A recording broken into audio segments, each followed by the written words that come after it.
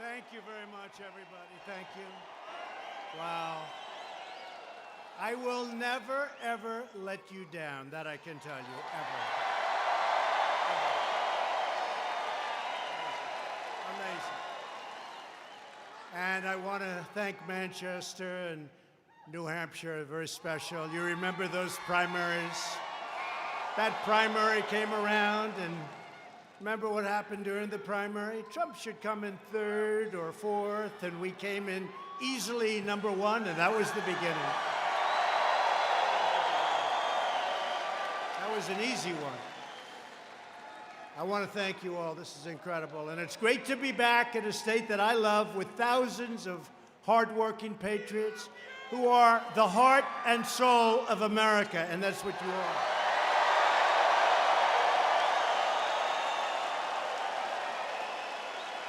And we're actually here today to officially launch our campaign to win the great state of New Hampshire in 2020. And I saw some fake polls put out by the fake news media.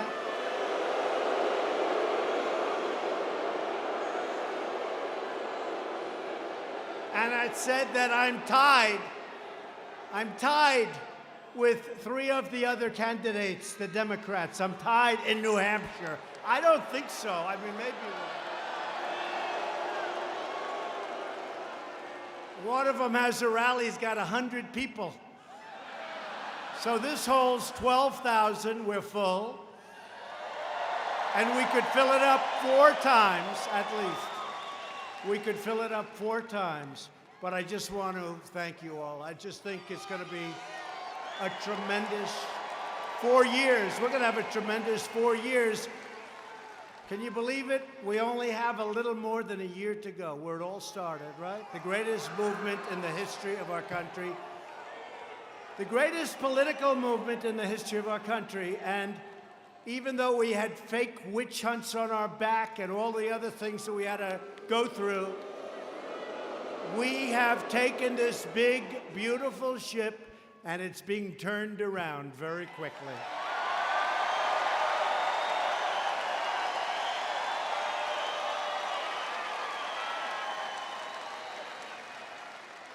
Three years ago, we campaigned across the country on a pledge to make America great again, and that's exactly what we've done.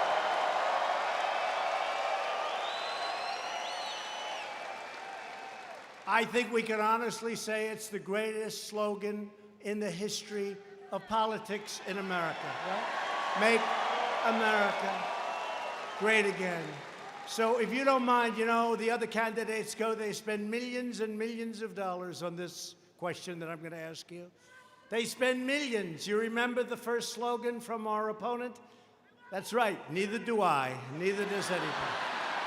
I don't either.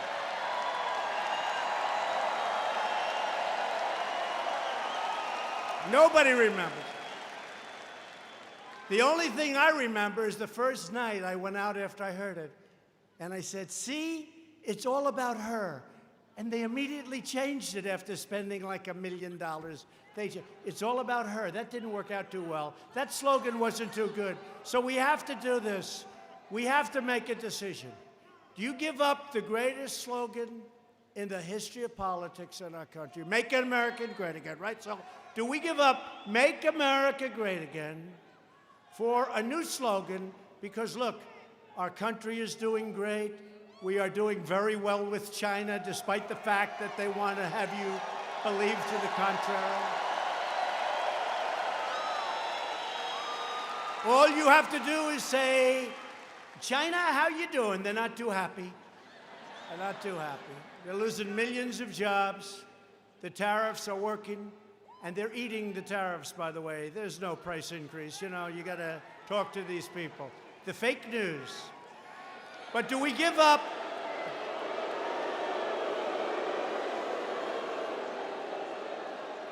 And by the way, the biggest beneficiary, you know who have been great?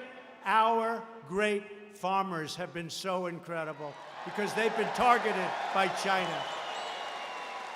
And frankly, they've been targeted for a long time, including by incompetent politicians that have run this country for a long time. So we're making up for a lot of lost ground. But do we give up, make America great again, for keep America great? Keep America great.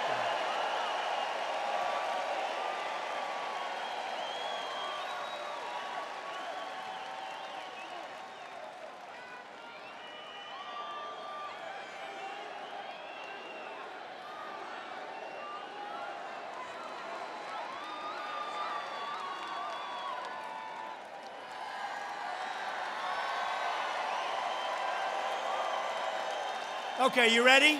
Ready? I love this because it's free. And we have all the time in the world, right? Is there anything better than a Trump rally? What about a sleepy Joe Biden rally?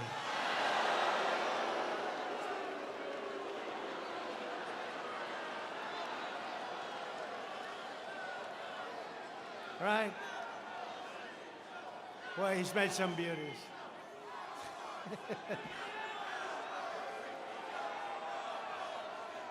I sort of hope it's him. I don't mind any of them. You got Pocahontas is rising.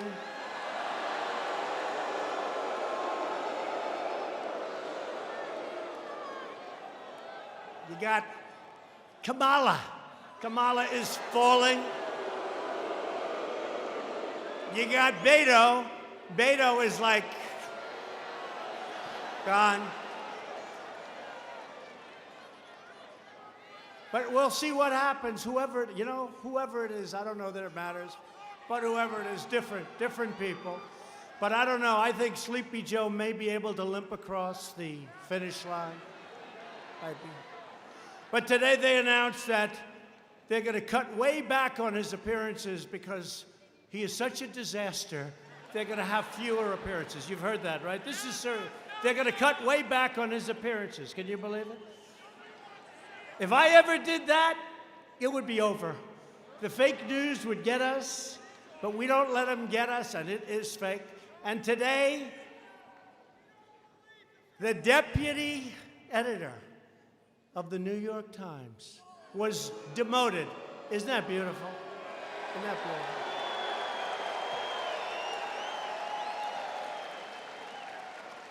All the news that's not fit to print, all the news, the fake, failing New York Times.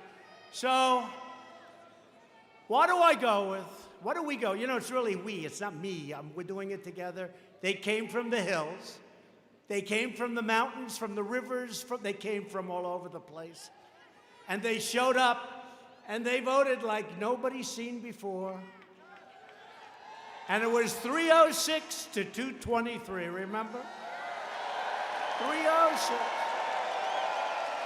And we won Wisconsin, and they said, oh, we never thought of that. Got to think about those things. And we won Michigan, and now we have a lot of car companies coming into Michigan. And we have a lot of great farming events happening really big in Wisconsin. And we have incredible things going on in Pennsylvania. We just opened up a $10 billion plant. We have many of them going up. Many of them. A lot of jobs. Spending in Louisiana, an LNG plant, $10 billion. Could never have happened. Could never have happened. Pennsylvania, it would have never happened. They wouldn't have allowed them to frack. So they would have never been able to build it. But what a place that is. It'll be open in a little more than a year. But I have to make a decision. It's a big decision. Do we give up the greatest theme, phrase, logo, whatever you want to call it, in the history of politics, risky, for a brand new one? Because make America great again, we're really sort of there, and we have a little time left.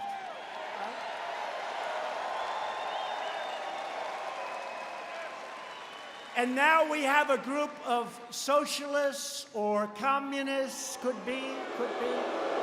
They're not far away. Now the fake news will hit me on that. How dare he say that? But they're not far away, right? They're not far away. 95% tax. Does anybody want to pay 95% tax in the world? I don't think so. So, but I'm not going to go into their plan because as far as I'm concerned, the Green New Deal is a beautiful thing. No, it's a beautiful thing.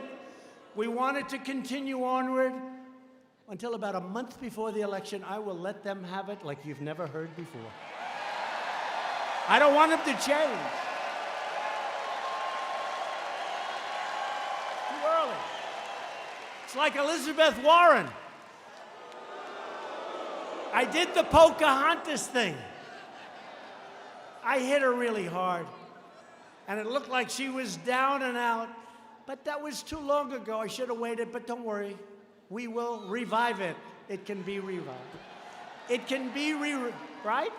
It will be revived, and it can be revived very easily and very quickly, and we're going to have some fun in the state of New Hampshire. Now, what do we do? Ready?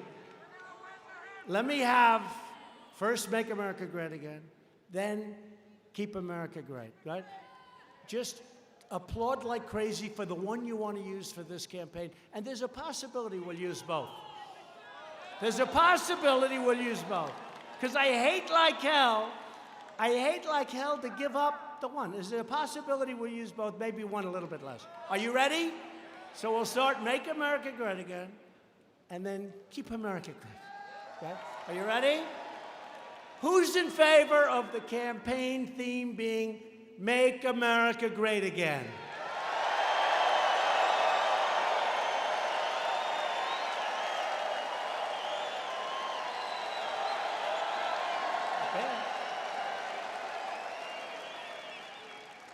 Who's in favor of our theme being Keep America Great?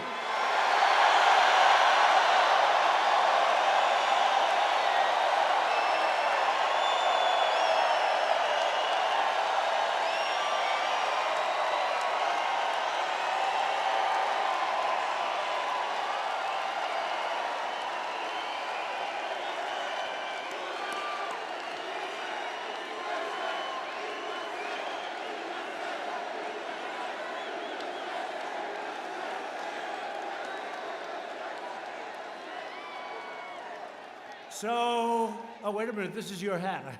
I was going to keep it, actually.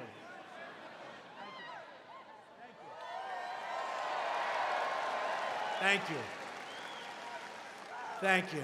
So that's really been the reaction. I've done this before, big crowds, and it really is Keep America Great, because we have these socialists who want to take it away from us. They want to take it away. So it works good. Because until a couple of days ago, and that'll catch up very quickly, we have no choice. By the way, I never said China was going to be easy, but it's not tough, and they want to make a deal. We just spoke to them yesterday. They want to make a deal. They want to make a deal. They have to make a deal. And you know what? It'll be wonderful to make a deal. I don't think we're ready to make a deal. We're taking in billions of dollars in tariffs. And again, China's devaluing their currency. They're pouring out money. The prices haven't gone up, so that means we're taking in billions of dollars. We're not paying for it. And ultimately, their devaluations are going to hurt them very badly. They want to make a deal, and they should want to make a deal. But when you listen to the fake news, look at how many there are. That's unbelievable.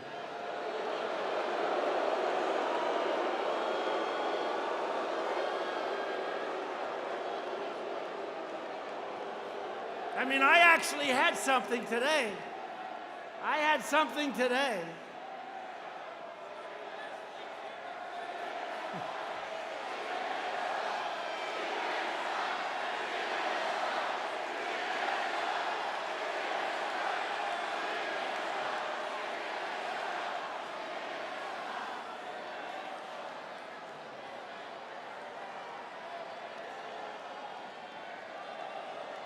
Are we sure that we're in New Hampshire?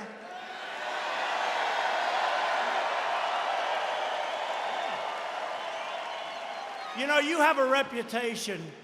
I mean, I know it's not true because I know you too well. You have a reputation of being very staid, Very, very elegant state, incredible people.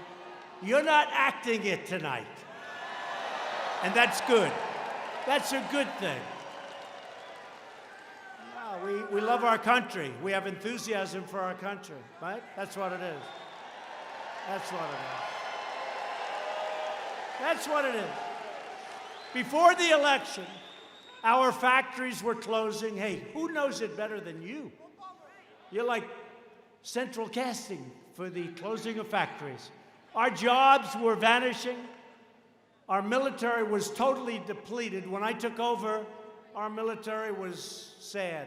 We weren't flying half of our planes. They were old. They were tired. Our equipment was tired. Our people weren't tired, though.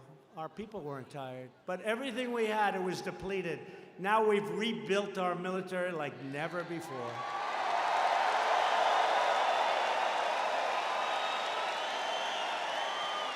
And all made in the USA, just so you know. And our nation was weakened at home and disrespected abroad. They don't disrespect us anymore, folks.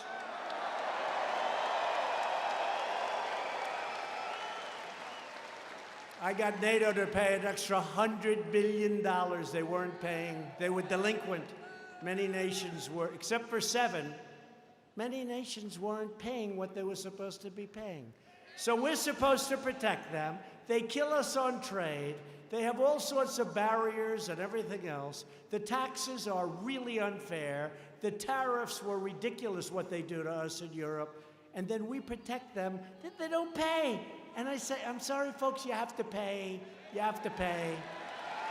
They were delinquent. They were delinquent. And my biggest fan is Secretary General Stoltenberg from NATO. He said until President Trump came along, we were going boom. They would have been finished very quickly. But I'm tired of paying for other nations anyway, I have to be honest with you. And today our nation is stronger than ever before. We're now stronger than ever before. You saw we ended the Iran disaster. How about that? We paid them $150 billion, $1.8 billion in cash. Cash, cash, cash. We got nothing. And they also want to make a deal. China wants to make a deal. And I will tell you, Iran wants to make a deal because the sanctions are not good for them. They are not happy. So we'll see how it all turns out, but it's in good hands. It's in good hands. The United States right now has the hottest economy anywhere in the world. We're rebuilding that awesome might that we were just talking about, our United States Armed Forces. America is working again, America is winning again, and America is respected again, respected like never before.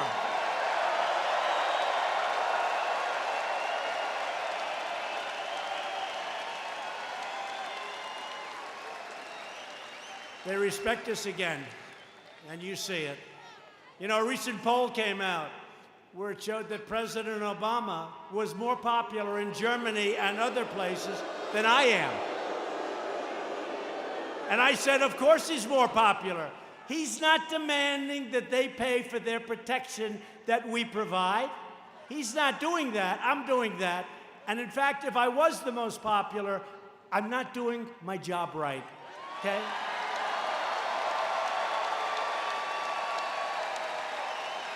So true.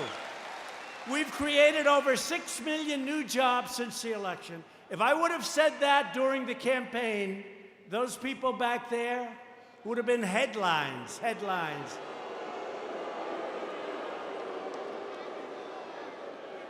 More than 7 million Americans have been lifted off of food stamps. Since my election, the number of new businesses starting in the great state of New Hampshire has skyrocketed by almost 25%.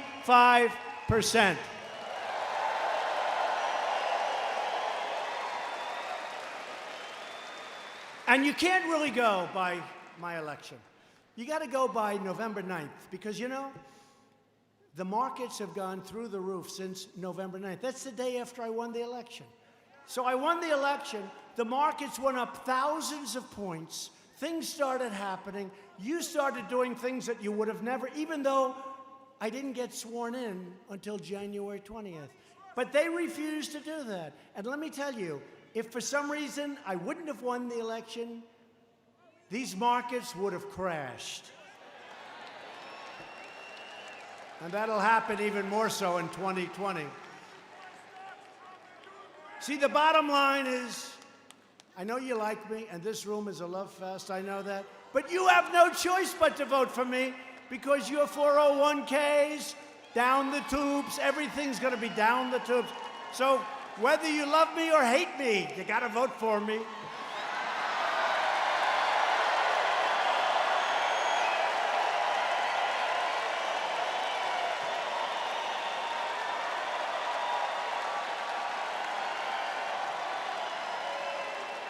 I had a businessman the other day, one of the most successful guys in the country. I've never liked him, never liked him. He never liked me, I never liked him. I see him in the White House. I said, "What are you doing here?" He said, "I'm working to make sure you get elected." I said, "You gotta be kidding. You don't like me, I don't like you. What the hell is this all about?" He said, "That's right, we've had our differences. I haven't liked you. But to be honest with you, Mr. President, I have no choice." I said, "You're right. You're right." First thing I've ever heard him say that I agreed with. He's got no choice. He got no choice. Unemployment in New Hampshire has reached the lowest rate in actually 31 years, but within a very short period of time, it will be the lowest rate in the history of our country.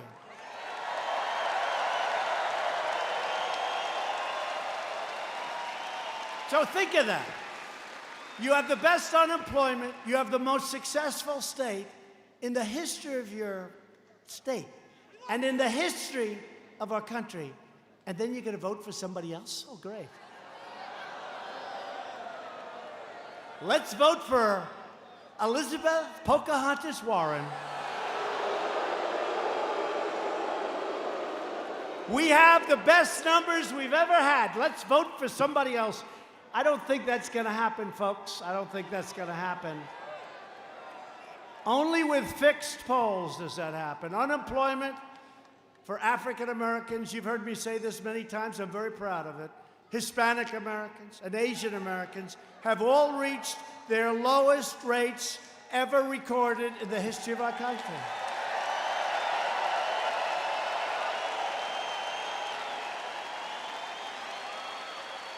Wages are rising quickly. Remember when I used to say people have been working 2 and 3 jobs, making less money than they made 21 years ago? I used to say it all the time. Now I can say, for the first time in 20 years, wages are rising. And you know who's the biggest beneficiary? Blue-collar workers.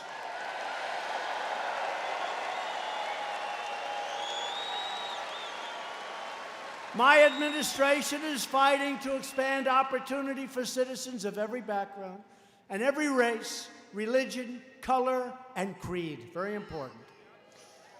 Because we are all Americans. We all share the same home. We all share the same heart. We all share the same dreams.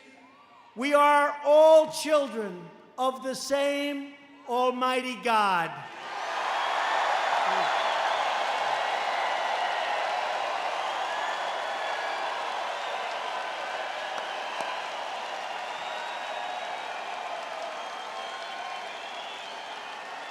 But at the very moment when our country should be coming together to enjoy these wonderful blessings, the radical Democrats are trying to tear America apart. They vilify anyone who doesn't share their extreme views. They slander our law enforcement heroes. You see what they're doing with our police that we love. You see what they're doing? Has anyone ever seen anything like the water being thrown on New York's finest? Have you ever seen it?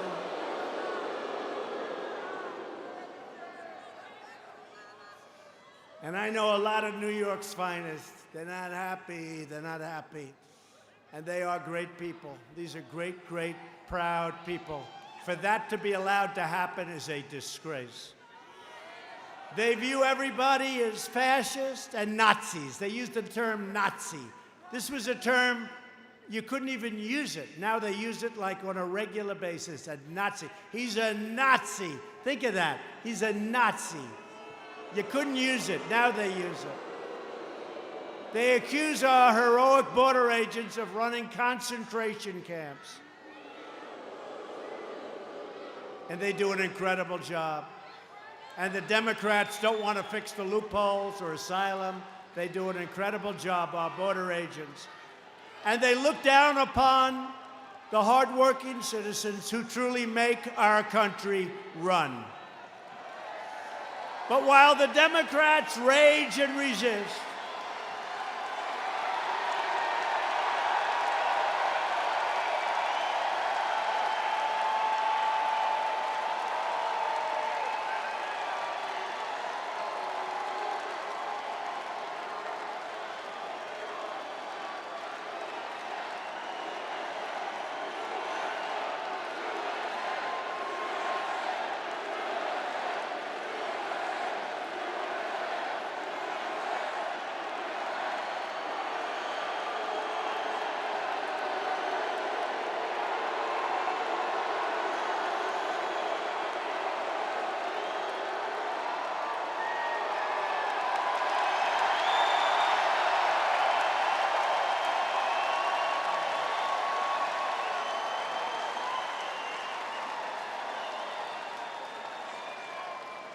that guy's got a serious weight problem. Go home, start exercising.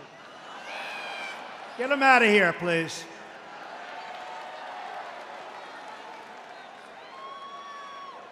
Got a bigger problem than I do. Got a bigger problem than all of us. Now he goes home and his mom says, "What the hell have you just done?"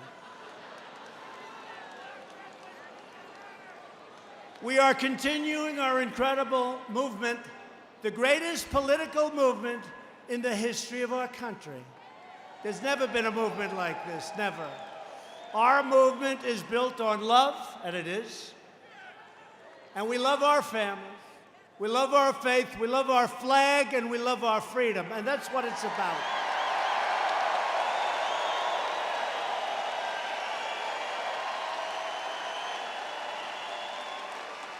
And add to that the fact that we love our neighbors and we love our country.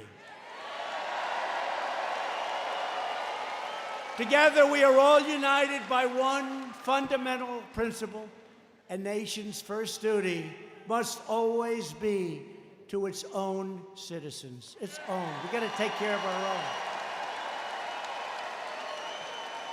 You haven't heard that from a politician or a political leader in a long time. It's called America First.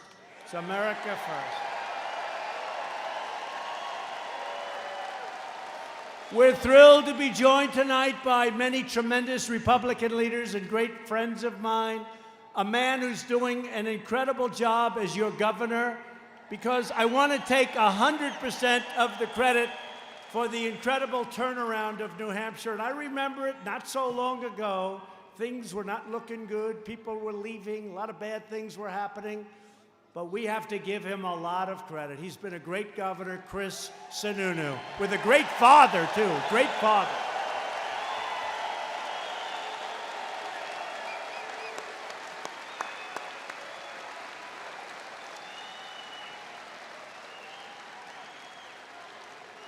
With a great father. His father was tough. Chris, your father was so tough. He was for somebody else in the primaries. And then one by one, I won here, I won there, I won there. And then when I won, his father got on and I said, "Oh, this guy kills me, he's so tough." And he said, "President Trump will be the greatest of all time." I said, "What happened? What happened?" He went from being the toughest critic to the best there is. So I want to say hello to your father. Okay, Chris, you'll tell him. Great guy. What a family. What a family. Thank you, Chris. New Hampshire Senate Republican leader, Chuck Morse. Chuck. Thanks, Chuck. New Hampshire House Republican leader, Dick Hinch. Thank you, Dick. Thank you, Dick. Great job. A man who was with me right from the beginning. In fact, he had a meeting at his house. His house has never been the same. His house is a disaster now. In fact, somebody said he just sold it. But you know what? Because of the Trump economy, I'll bet he sold it for a big, big, fat, beautiful profit. Where is Steve? Steve Stepanak and his wife, who's incredible. Did you make a lot of money on the house? And we destroyed the house. This was the beginning. He held some kind of a meeting for me, and he has a nice house. But literally hundreds and hundreds and hundreds of people showed up, and they destroyed his house. It's never been the same. No wonder you sold it. They finally gave up. And that was 4 years ago. Anyway, thank you very much, both, for being here. Appreciate it. What great people. Thank you, Steve. Great job. And I hope the buyer of his house didn't hear that little... Steve, I hope the buyer didn't hear what I just said about your house. He'll cancel. That's all right. You'll sell it for more to somebody else. Don't worry. Republican Party Chair, Ronna McDaniel.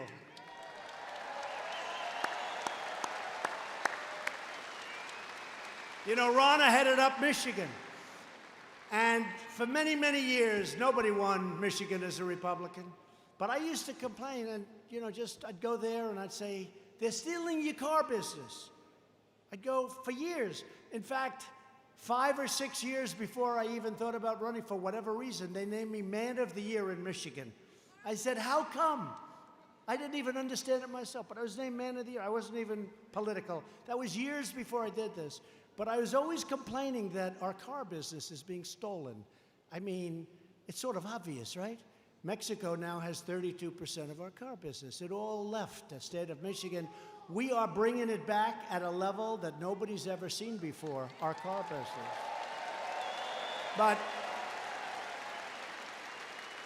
But I went to Michigan, and my opponent was told that the Republicans, no way you can win Michigan or Wisconsin, that you just can't. And we had a campaign manager named Ronna McDaniel. And Ronna wouldn't stop. Sir, can you be here next week? I say, I don't know. Then I leave, and she said, sir, can you come back in 3 days? I said, I don't know. Then I do it, and she said, how about another time? And then on election night, she said, sir, it was 6 o'clock the day before the election. In other words, just a short while before the election, she calls me, sir, can you be here tonight? I said, tonight. And by the way, you know where I was? I was in New Hampshire. That's right.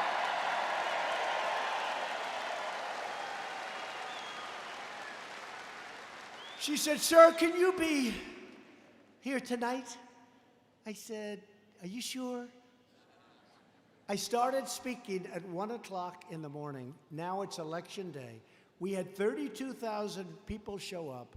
It was like this. The crowd was just, they want to see things happen in our country. They love our country. It went crazy. And I left, and I said, I don't know why we're going to lose Michigan. Why would we lose Michigan? Look at this. And the opponent went there with Barack Obama and Michelle Obama. And she went there much earlier, prime time. 1 o'clock, 2 o'clock in the morning is not exactly prime time.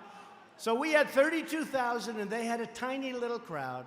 And I looked at my people, and I said, I know we're not supposed to win the great state of Michigan, but I think we're going to win Michigan, and we won Michigan, and we won Wisconsin.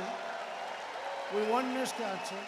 Wisconsin was a great victory, and we won Pennsylvania, and we won North Carolina, and South Carolina, and we won Florida, and I hate to tell you, We should have won New Hampshire. That was taken away.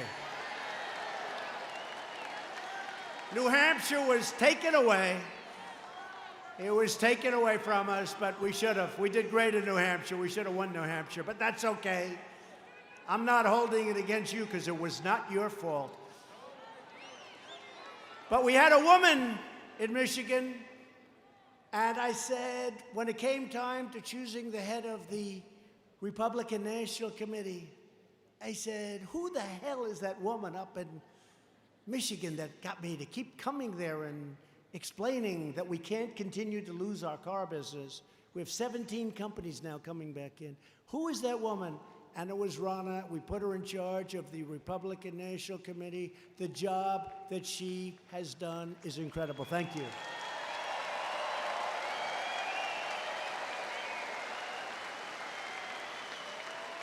And the same with another man, our campaign manager. He started off as a computer genius. And remember when they used to say that the Hillary Clinton campaign is highly sophisticated? Highly sophisticated.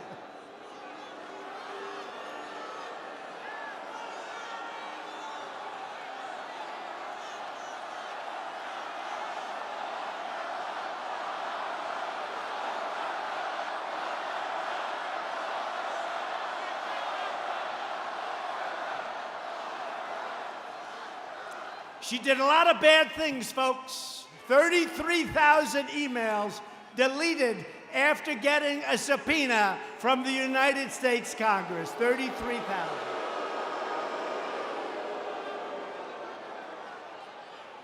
Remember, she said it was about her daughter's wedding and yoga classes. 33,000, yeah.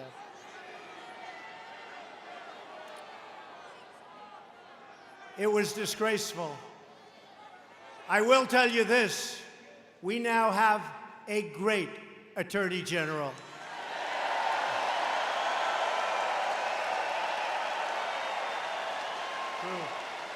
A fair guy, a great gentleman.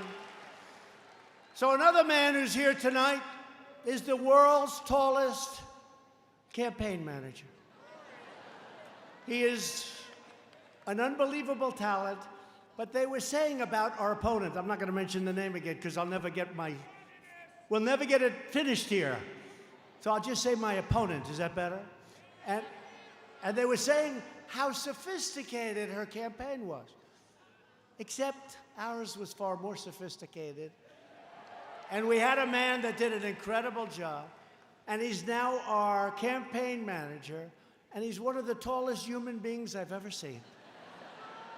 And his name is Brad Parscale, and he is fantastic.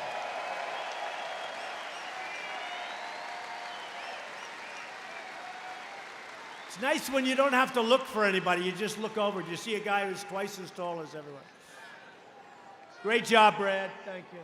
How are we doing, Brad? Good. Doing good. Got great poll numbers. We got great poll numbers in a lot of states. Ohio, Iowa. You know, Iowa, every week that they campaign, our numbers go up. They're winning Iowa. We gave them ethanol, which is very important, a lot of things for Iowa. But every week we seem to be going up in Iowa because they're campaigning in Iowa. Wherever they go, our numbers go up. Somebody's going to have to explain that one to me someday, but we like it. A man who's a friend of mine, who was the greatest mayor in the history of New York City.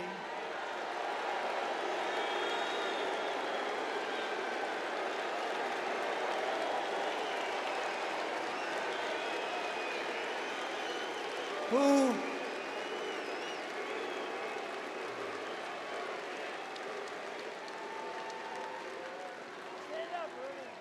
stand up, Rudy. Rudy Giuliani.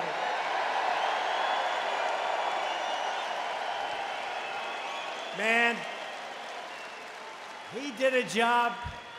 He did a job in the first year. I've never seen anything like it. New York was crime infested. We had problems. We had problems like nobody would believe. And Rudy went in there and he did the job. And people loved him for it. It wasn't like, oh, gee, he's a horrible person.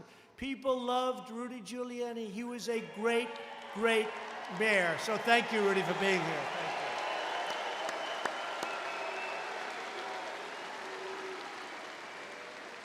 And the first person that I put on the campaign, he was driving me wild. He said, I'm saying you can win, sir. You can win. I'm telling you, you can win. He loves this state. He's from this state. He said, you can win, sir. I'm just telling you. And I had him on for month after month. He'd come drive me crazy. He'd say, you can win, you can win, you can win. And finally, we said, let's give it a shot. And I had Corey, I had Hope, I had just a couple of people. We had a rather lean and mean staff. But Corey Lewandowski loves your state, loves New Hampshire. He was the first one that talked about us possibly winning the whole big ball game. And he's tough, and he's smart, and I'm hearing he's thinking about running for the Senate from New Hampshire. I don't know.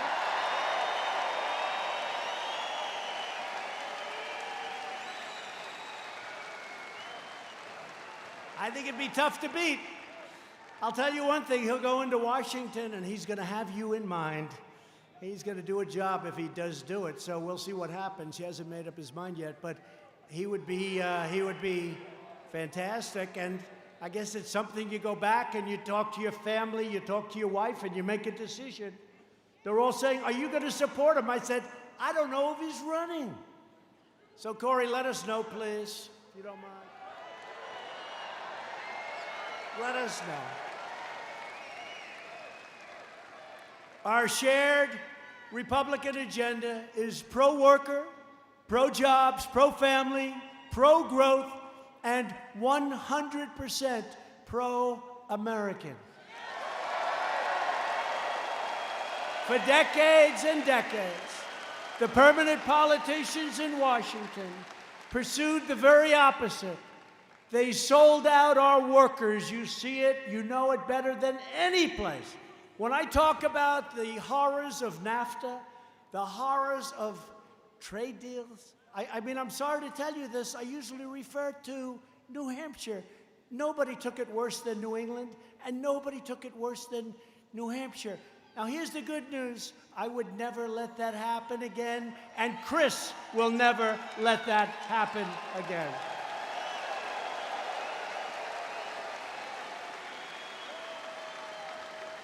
Is there a doctor, please? Doctor in the house? Thank you. Doctor in the house. Please, doctor, please. Thank you very much. Take your time. Yeah, take your time.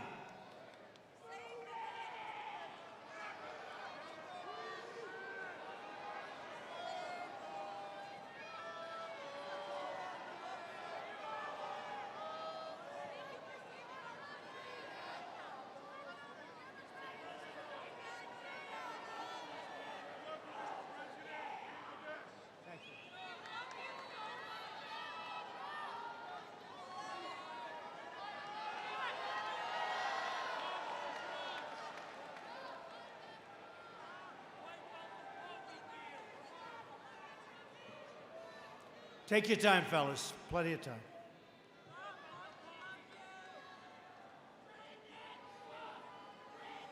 You know, people got here 2.5 days ago.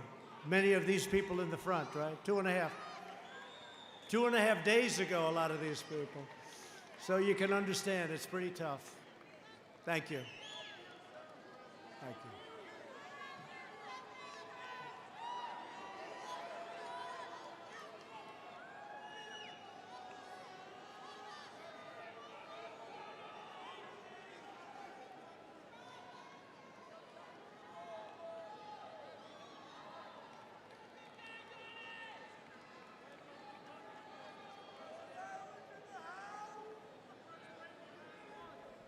That's okay.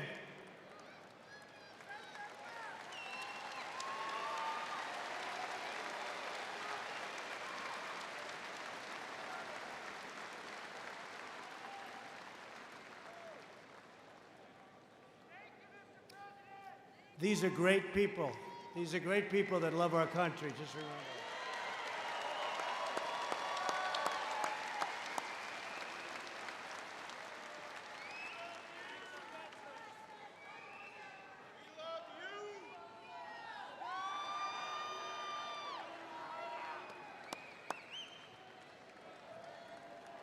Thank you very much. Thank you. Thank you very much. Pretty good. Pretty good. So our politicians shipped away our jobs, shed our sovereignty, surrendered our dignity, and saddled our nation in one foreign debacle after another. And we're still here. He just said it. We're still here. You better believe it. And we're here stronger than ever before we're here. But all of that ended the day that I took the oath of office. The American people are in charge of their country again.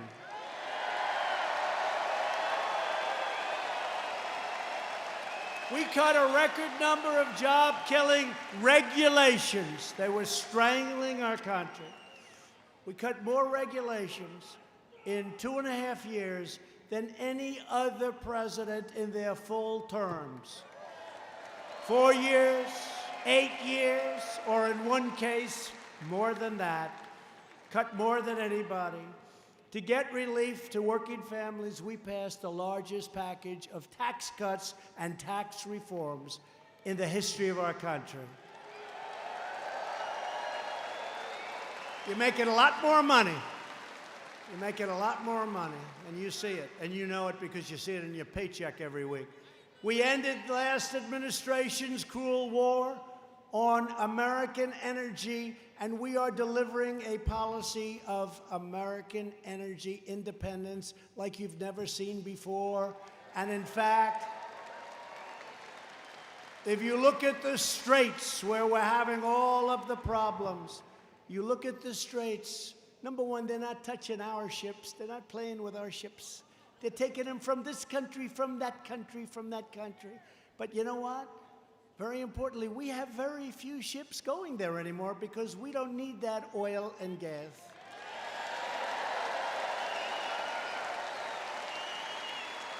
And the United States is now the #1 producer of oil and natural gas anywhere in the world.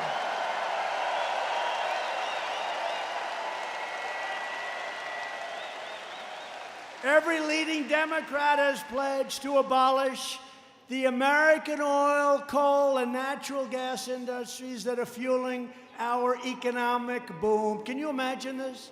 We're sitting on great wealth. They want to take it away from us. And the alternatives don't have the power. They don't have the power. They want wind. Wind. Wind is oh so beautiful as long as you don't have to stare at a windmill and your house goes down in value like to nothing. Steve, if you had a windmill anywhere near your house, you would have gotten 1/3 the price you got, Steve. That's true, by the way. Steve's too smart to let that happen. We won't let them take it away from you. We are reversing decades of calamitous trade policies that shattered New Hampshire and your factories. They shattered your communities, and they shattered American power and American prestige all around the globe. New Hampshire lost 1 in 4 manufacturing jobs following NAFTA and China's entrance into the World Trade Organization. 2 of the worst deals ever in the history of our world, not just our country. Election after election, politicians came to your state pretending to have the courage to stand up for the American worker. Then they went to Washington and let other countries push them around and special interests buy them off and steal your jobs and take your companies. That's what happened. Me, I don't care about their campaign contributions. It doesn't matter to me, folks. We want to do a job. We want to do a great job. And we're setting records. And you know who's sending us the money? The small donors. We have big donors, but we have small donors are sending us the money for the election. Pretty amazing. That's not supposed to happen to a Republican. But it's happening to this republic, and it's happening to you. Every vow that politicians made was broken, every hope was dashed, and every promise turned into a total betrayal of New Hampshire and of our country. But in this administration, we have something those sellout politicians could only dream of. It's called strength and commitment. We don't play games. We don't play games. After years and years of building up other countries, we are finally building up our country, standing up for our jobs, our workers, and standing up for our dignity.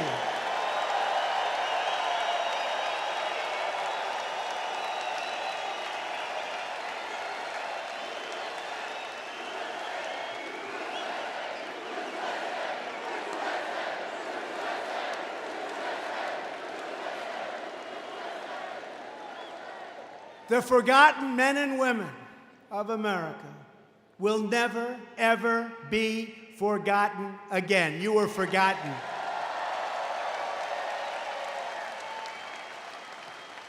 The last administration, with Sleepy Joe and Obama, tried to ram through one of the worst trade deals ever negotiated, worse than NAFTA, worse than WTO. It was called the Trans-Pacific Partnership. It would have been a disaster. TPP would have gutted the American auto industry, would have been in shambles. Our auto industry is coming back so strong. Would have gutted, would have destroyed the industry. But in my first week in office, I proudly withdrew the United States from that job-destroying catastrophe.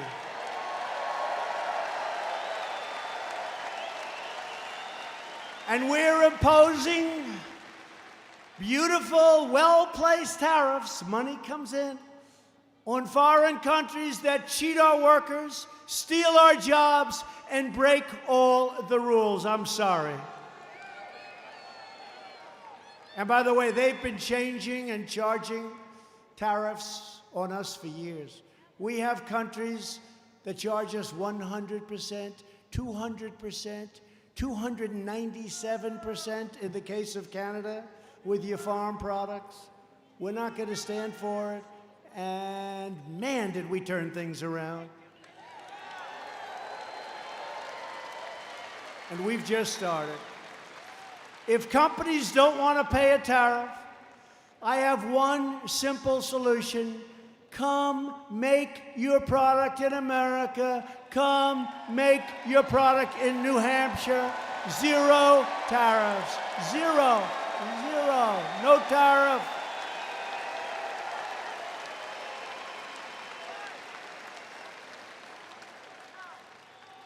Together, we're restoring this nation's industrial might. And we are doing it with American iron, American aluminum, and American steel. We're doing steel. Steel industry is hot. They were dumping steel all over. They were destroying our companies. U.S. Steel now, all of them, they're all expanding.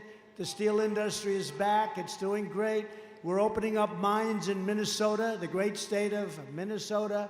They have magnificent mines that have the best iron ore in the world, and President Obama closed them down.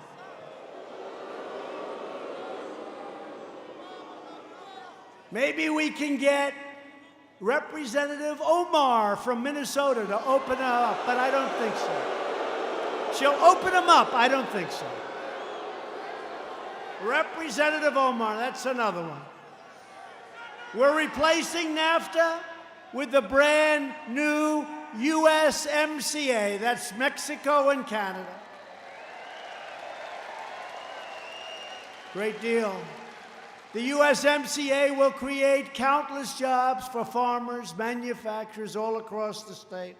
We need Congress to pass the USMCA immediately. We'll make it a bipartisan deal. We don't even want credit. The unions benefit, the non-unions benefit, everybody benefits. It brings it back to fairness, and it makes it very hard for our companies to leave our countries, go to Mexico or Canada, We lose all our jobs, we lose all our taxes, we end up with empty factories and plants. It makes it almost impossible. We're not going to have that. That was my one rule that I had to have. It's going to be very, very hard for companies to do that. I've also taken the toughest ever action to stand up to China's chronic trade abuses. Earlier this month, the U.S. government officially labeled China, for the first time ever, a currency manipulator, another promise kept. While others allowed China to freely loot the U.S. economy, $500 billion a year, not million, billion, with a B. We've made it clear that the theft of American jobs and American wealth is over. Yet, today, the Wall Street Journal editorial board and some others continue to publish foolish articles that demonstrate that they understand nothing about trade or business, nothing. They advocate only economic surrender. They actually say, go to China, take off the tariffs, make a deal. I lose all the cards, we take off the tariffs. We don't have any cards. Think of it. They say, go to Europe. By the way, the European Union is worse than China, just smaller. It treats us horribly. Barriers, tariffs, taxes, and we let them come in. It's worse than China. Many of us come from there. I do. That's what it's got going. That's about it. They treat us really badly. And many others, many others. India tariffs us probably higher than any nation anywhere in the world. We have tariffs of 100% on products and much more than that. India. So we're working on all of them. I called Prime Minister Modi. I said, Mr. Prime Minister, not fair. We got to change. We got to change. Got to change. And we're talking to them very seriously. We're talking to a lot of places. But when the Wall Street Journal comes out and they say, no, take the tariffs off. Go and talk to China. They've been trying to talk to them for 25 years. But actually, you know what? They really haven't. The fact is, the leaders that were in my position, they didn't do a damn thing. They didn't talk. They didn't talk. Past leaders followed the terrible advice of these editorial boards that are frankly totally inexperienced in business, I guess, and our industries were utterly decimated. Globalism enriches foreign countries at our expense. Globalism. I love our country. I'm the President of the United States of America. I'm not the President of the world.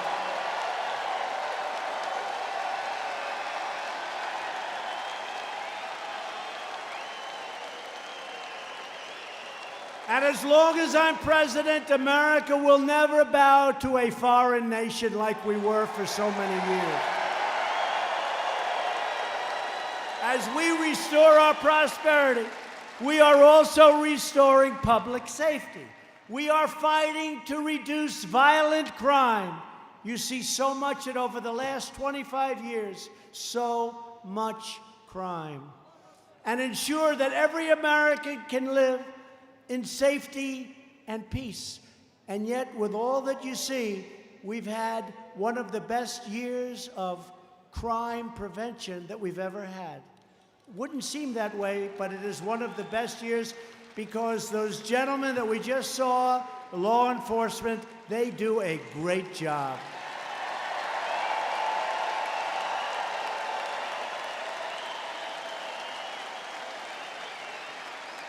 And you've been reading about this a lot lately. We are working very hard to make sure we keep guns out of the hands of insane people and those who are mentally sick and shouldn't have guns. But people have to remember, however, that there is a mental illness problem that has to be dealt with. It's not the gun that pulls the trigger. It's the person holding the gun.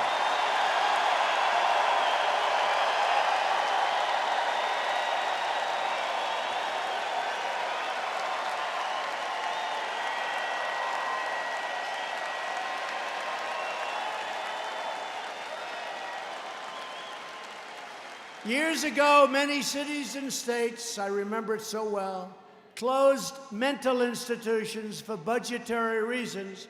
They let those people out onto the street. You probably have your examples up here. I can tell you in New York, they closed so many of them, and they let really seriously mentally ill people out on the streets. And you see plenty of them today, even today. We're going to have to give major consideration to building new facilities for those in need. We have to do it.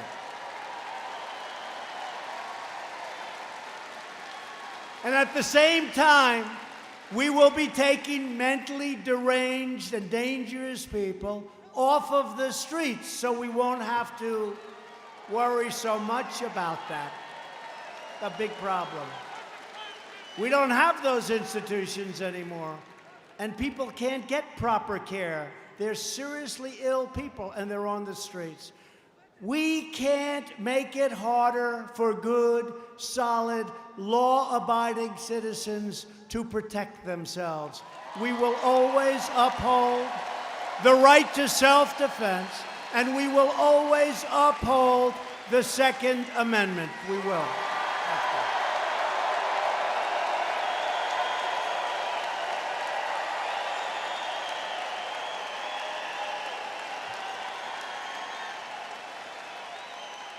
So important. One of the most powerful promises I made to the people of this state was to confront the opioid and drug epidemic. I used to go around New Hampshire more than any state, and you'd say, "Sir, the state is infested." You said, "Sir, we're like a drug den." You tell me. And I didn't really see it. And then I met with the police officers and fire departments and all the people that do, and you just seem to have a bigger problem. And by the way, the wall is being built. That's going to stop a lot of it. The wall's being built.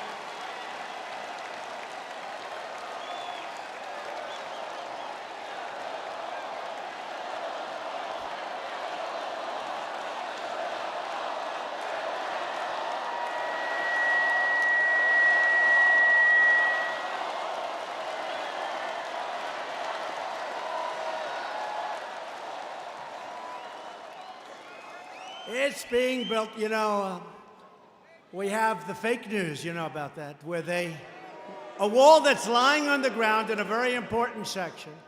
So we pick up the wall, it's in pieces. I mean, literally, it's gone.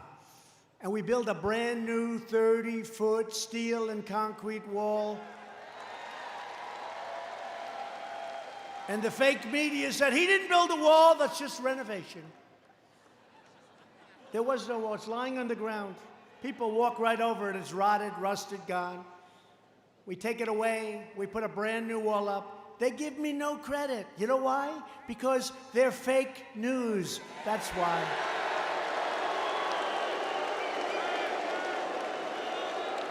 We're building a lot of wall. The Army Corps of Engineers is doing a great job. They're doing a great job. Since I took office, we've attacked the challenge with everything we have. We have secured a record $6 billion in new funding, opioid. We vastly increased the distribution of overdose reversing drugs, which are pretty amazing things. We've given them to your police department, your fire department, pretty amazing. We have reduced the total amount of opioids prescribed by 34%. And the Department of Justice has prosecuted more than 3,000 defendants in opioids-related cases. And our public awareness campaign about the terrible suffering that drugs inflict has already reached 58% of all young Americans. I said that you have to show them.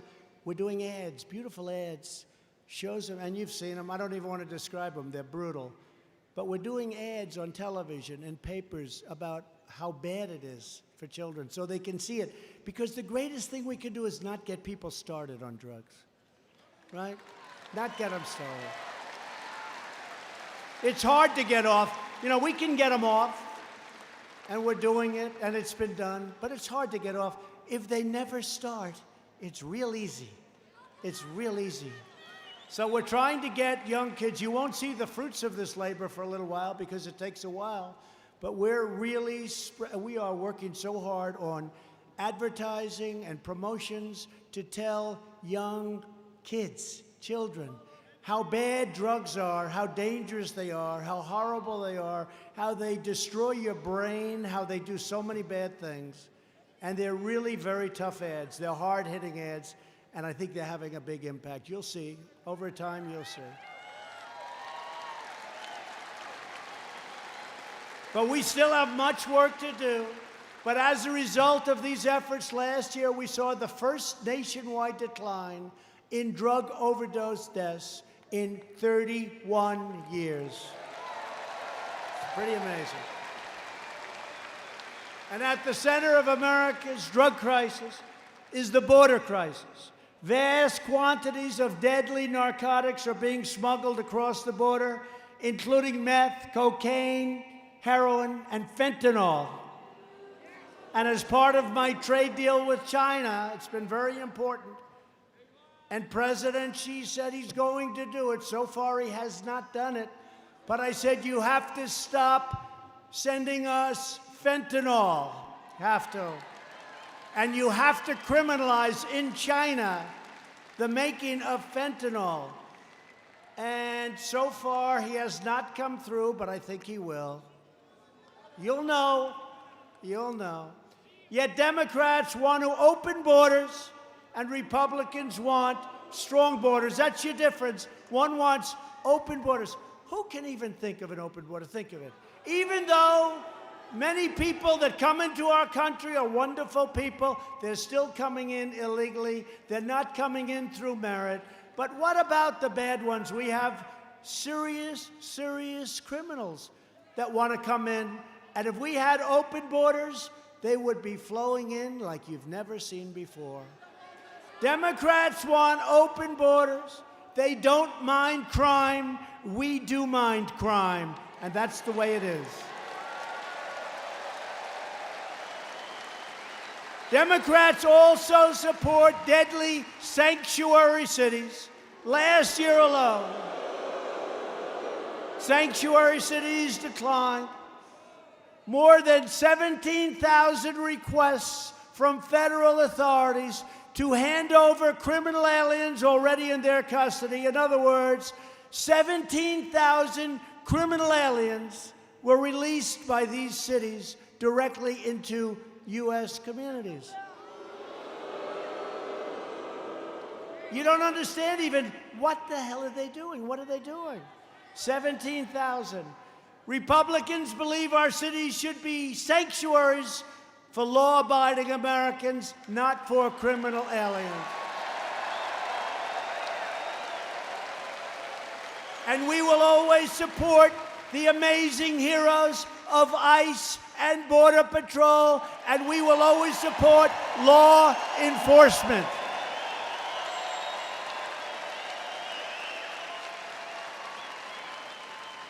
Every Democrat candidate also wants to give illegal immigrants free welfare. Republicans believe public benefits should be protected for truly needy Americans, not for illegal aliens, and we should reduce our taxes and many other things with all of that money that we're talking about. We need to elect a strong Republican majority to end sanctuary cities, stop human traffickers, stop drug smugglers, and adopt an immigration system that puts the needs of American workers and families first.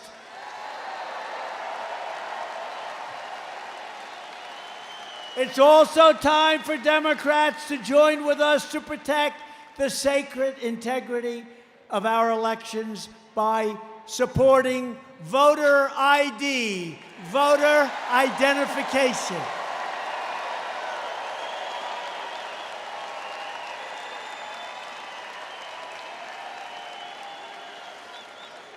It's incredible. They're constantly saying, oh, we need to protect our... They're not looking for that. They're not looking for that.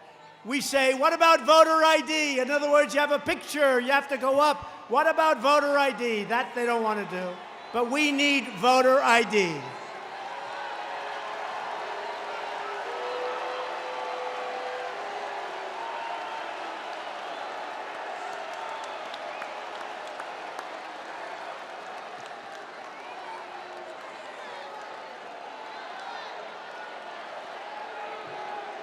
The Democrat Party has never been farther outside the mainstream.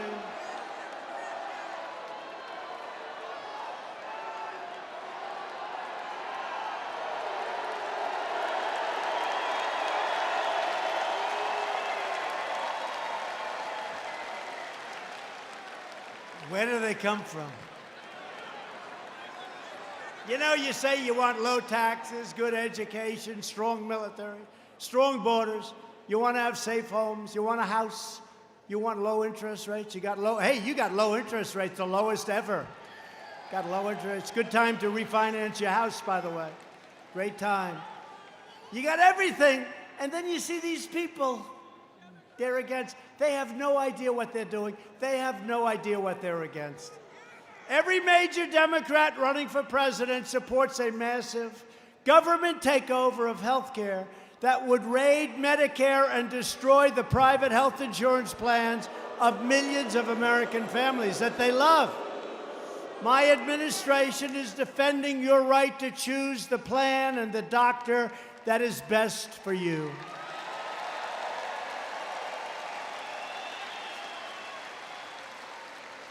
The individual mandate is gone, the most unpopular part of Obamacare.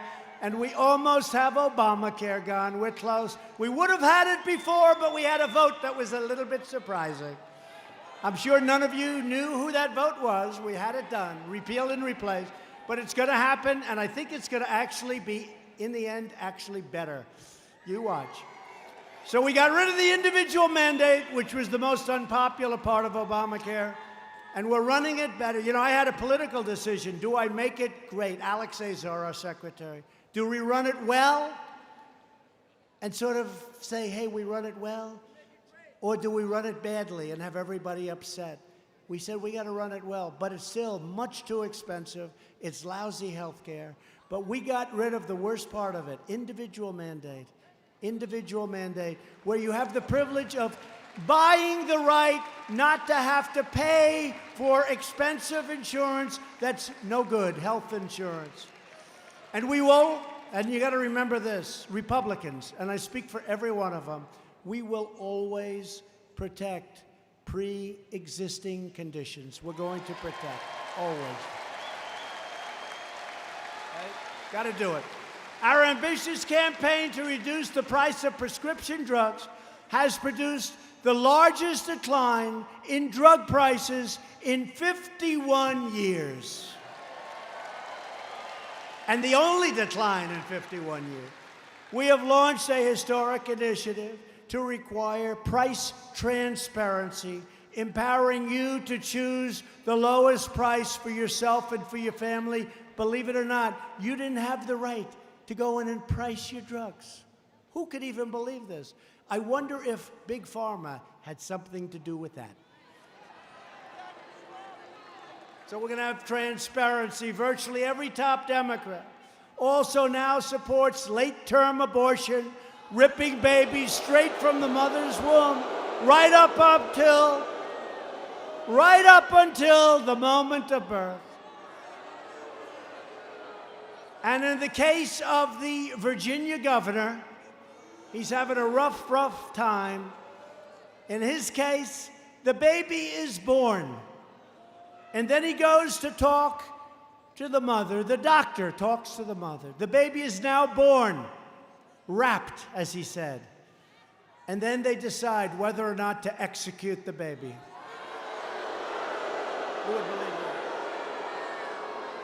that? That is why I've asked Congress to prohibit extreme late-term abortion, because Republicans believe that every child is a sacred gift of God.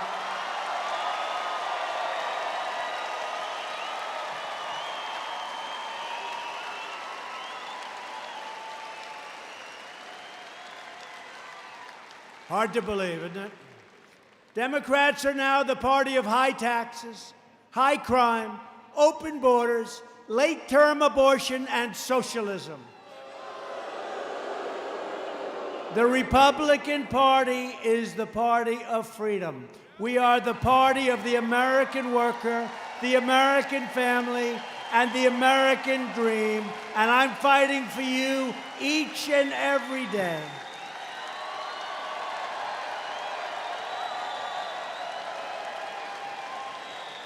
So importantly, we have confirmed more than 140 federal judges. Within 90 days, it will be 179 federal judges. Thank you very much, President Obama. Thank you very much. I don't know what happened to them, but I came to office and I had 138 judges that were not appointed by President Obama. So I say, thank you, Mr. President, very good. And they'll say, he was a great president. Oh,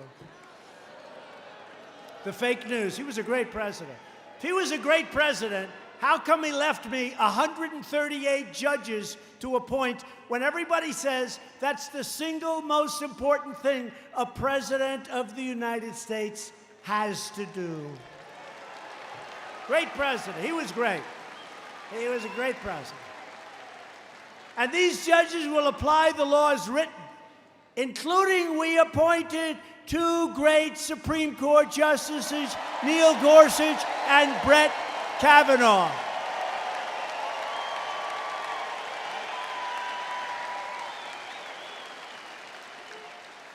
And to help patients with life-threatening illnesses, we also passed something I'm so proud of. 44 years they couldn't get it passed. Right to try. You can use our newest, our best medicines. Incredible what's happening. I'm so proud of that.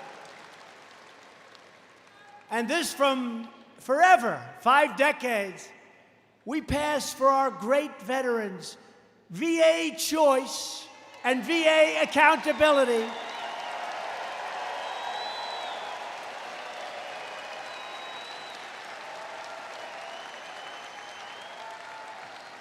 And one of our great friends, who's a veteran, who's been with me in New Hampshire. I don't know where you are. Where's our guy? Where is he? So Al. So I walk in, I said hello. He's been with me from the beginning. He liked Trump. And I came in, he said, sir, he's a great veteran. He said, sir, I have cancer. And sir, I went into the vet. They were very, very late. They had problems. I'm not blaming them.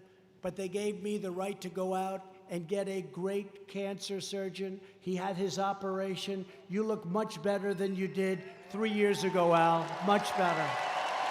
Much better. VA choice, right, Al? VA choice. Great story. Thank you very much. And thank you for your loyalty. He's been to every rally I ever gave in New Hampshire, right from the beginning. I got so tired of looking at him, he'd always be here. Now look at him, now he's sitting in, very good, that's good. But I appreciate that story. I appreciate, a VA choice just makes sense, right? Doesn't it make sense? We've achieved record funding for the United States military, $716 billion, $700 billion, and $738 billion, and it's almost completely rebuilt, including, and we hope to God we never have to use it, we have the finest, most powerful nuclear capability anywhere on the face of the earth. And I hope to God we never have to use it. We're investing in the future of human space flight, and someday soon, American astronauts will plant the stars and stripes on the surface of Mars.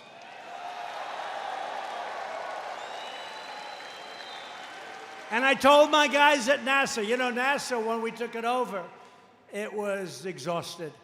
The runways and the grounds had all weeds growing through the cracks in the concrete. You wouldn't recognize it now. It's beautiful. It's the best place anywhere on Earth. And I also said, though, you know, I hear all these rich guys, for some reason, they love space. So they're rich. I said, let them send the rockets up. What the hell do we have to do it, right? So I see Jeff Bezos and Elon Musk. They're putting rockets up. I think it's great. And they pay us rent. They use our facility. That's good. But we're also doing it. And NASA has some of the greatest plans we've ever had. These are great people, great scientists. But we also let the private sector put up rockets. The one which recently went up, and you see the engines coming back down, and they're coming. There's no wings, no nothing. It's almost like, what are we watching? Is this fiction? And they come down, and they save all of the propellants, all of the really the most expensive parts. They're able to save it by bringing it back right to where it took off. Who would think they could do this? I never saw this before 6 months ago, but they're doing it now more and more. They're saving a lot of the most important and expensive parts of rockets. So we have a lot of rich guys paying us a lot of rent, but we're also doing it ourselves. To protect America's security, I withdrew the United States from the horrible, one-sided Iran nuclear deal. I recognized Israel's true capital and opened the American embassy in Jerusalem.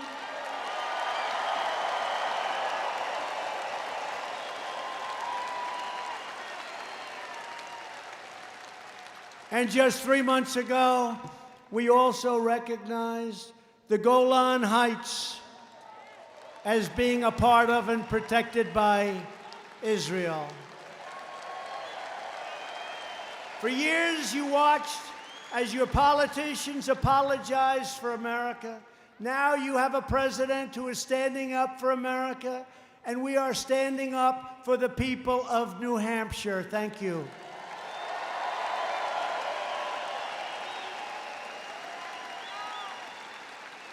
And you must never forget the 2020 election right around the corner. 2020 right around the corner. And it's about one thing. You know what the one thing is? You. It's about you. It's about your family. It's about your future. And it's about the fate of your country. So when we ran together last time, we said, the most important election. We had to turn it around. This country was going bad. You see what happened to Venezuela with socialism. Venezuela 15 years ago was one of the richest countries. Now they don't have water, they don't have food, they don't have anything. And this was one of the richest nations in the world. They don't have anything. We're working on it, we're helping people, but it's very sad. It's never going to happen to us because we will never, ever be a socialist nation. Ever.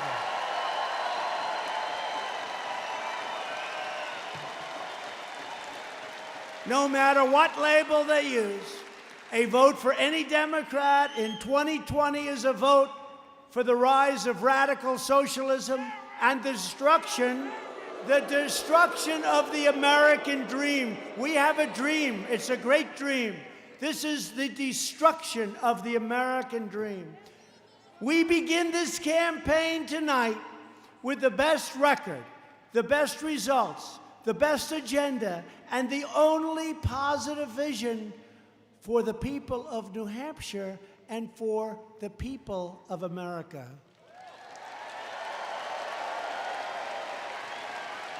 Together, we will lift millions more citizens from welfare to work, dependence to independence, and poverty to prosperity. Millions and millions of people. With your help, we will elect a Republican Congress to create a safe, modern, fair, and lawful system of immigration.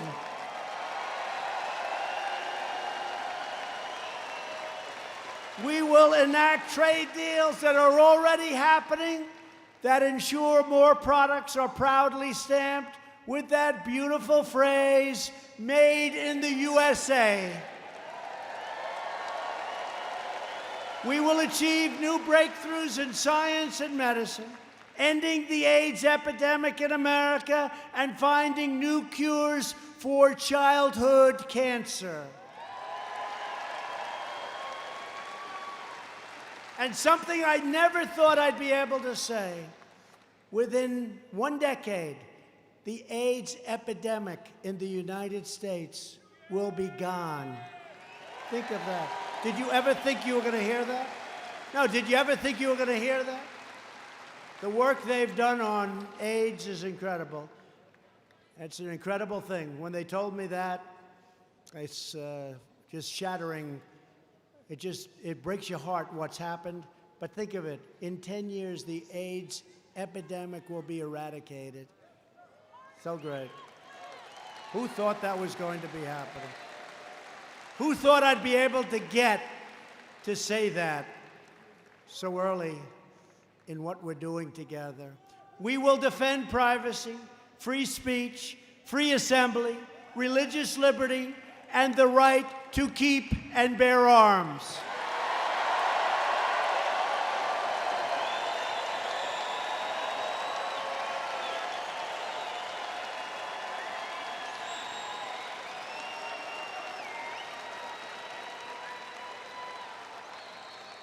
Above all, we will never stop fighting for the values that bind us together as one America.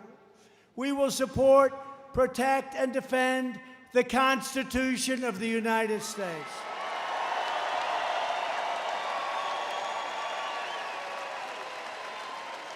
We will stand with the incredible men and women of law enforcement. We believe in the dignity of work and in the sanctity of life. We believe that faith and family, not government and bureaucracy, are the true American way. We believe that children should be taught to love our country, honor our history, and to always respect our great American flag.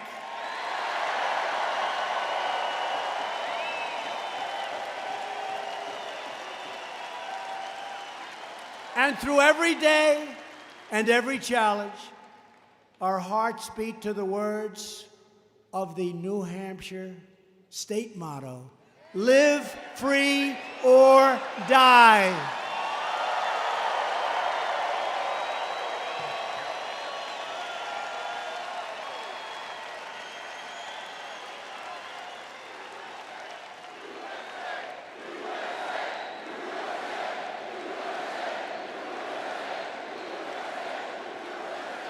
We are fighting for every American mom and dad who wants to protect this land of liberty for their precious, beautiful children. We are fighting for every young boy and girl who deserves to grow up in a nation of builders and dreamers, pioneers and patriots. And we are fighting for every citizen of the greatest republic on the face of this earth. Every day, my presidency, we will never forget that we are Americans and the future belongs to us, the brave, this beautiful, strong, proud, and free future. It belongs to us. It's up to us. We control our own destiny. And with your help, your devotion, and your drive, we are going to keep on working, we are going to keep on fighting, and we are going to keep on winning, winning, winning.